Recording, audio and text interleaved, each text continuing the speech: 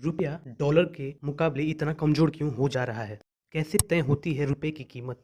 मौजूदा स्थिति क्या है? मौजूदा स्थिति में एक डॉलर की वैल्यू 79 रुपीज हो गई है। 1 जुलाई को रुपया अपने सबसे निचले स्तर पर पहुंच गया है।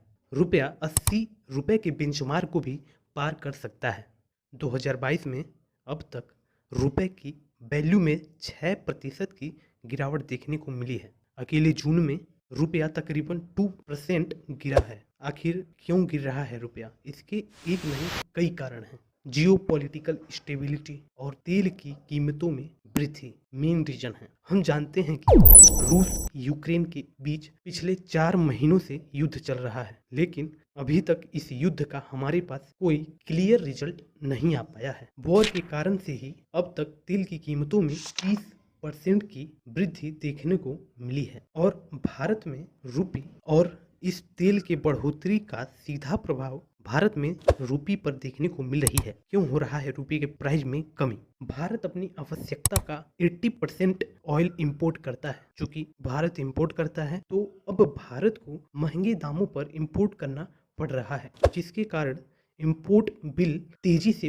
बढ़ रहा है और इंपोर्ट बिल बढ़ने से रुपए पर भी प्रभाव पड़ रहा है तथा रुपया कमजोर हो जा रहा है। हमें अंतर्राष्ट्रीय स्टेबिलिटी का भी प्रभाव देखने को मिल रहा है। मार्च माह के बाद से ही अमेरिकी फेडरल रिजर्व यानी अमेरिका के केंद्रीय बैंक ने बेंचमार्क रेट ऑफ इंटरेस्ट में बढ़ोतरी की है और इस रेट ऑफ इंटरेस्ट में बढ़ोतरी के कारण इन्वेस्टर्स भारत से पैसा निकालकर अमेरिका में इन्वेस्ट कर रहे हैं, क्योंकि अमेरिका में इन्वेस्ट के कारण उनको अधिक रिटर्न मिल रहा है। आंकड़े बताते हैं पिछले 1 वर्ष में इन्वेस्टर्स ने इंडियन इक्विटी मार्केट से अब तक $32 बिलियन निकाल लिए हैं। चूंकि भारत तेल को खरीदने के लिए डॉलर का इस्तेमाल करता है तो डॉलर की डिमांड बढ़ रही है, लेकिन सप्लाई में कमी आ रही है। इस कारण वर्तमान में रुपए की कीमत घटती जा रही है।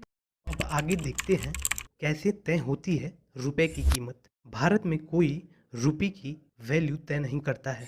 भारत एक फ्री मार्केट इकोनॉमी है और इस फ्री मार्केट इकोनॉमी में रुपये की कीमत का निर्धारण डिमांड एंड सप्लाई के आधार पर होता है। रुपए के डाउन होने का अन्य कई रीजन भी हैं, जैसे देश में महंगाई। देश में जब ज़्यादा महंगाई होती है तो इस समय मुद्रा की कीमत कम हो जाती है तथा परचेजिंग पावर कम हो जाती है, करेंसी वीक हो जाती है। उदाहरण के लिए अगर एक पेन की कीमत पहले 5 रुपये हुआ करती थी तो आप 10 रुपये में 2 पेन खरीद सकते थे, लेकिन अब उसी पेन की कीमत 10 रुपये हो गई है, जिस कारण आप केवल एक पेन ही खरीद पाएंगे। इस तरह से आपकी परचेजिंग पावर कम हो गई है, जिस कारण भी रुपए कमजोर होती है। रेट ऑफ इंटरेस्ट जब ज़्यादा होती है तो इन्वेस्टर्स इंडिया में इन्वेस्ट करते हैं तथा रुपी मजबूत होती है। ये कारण थी जिनके कारण रुपी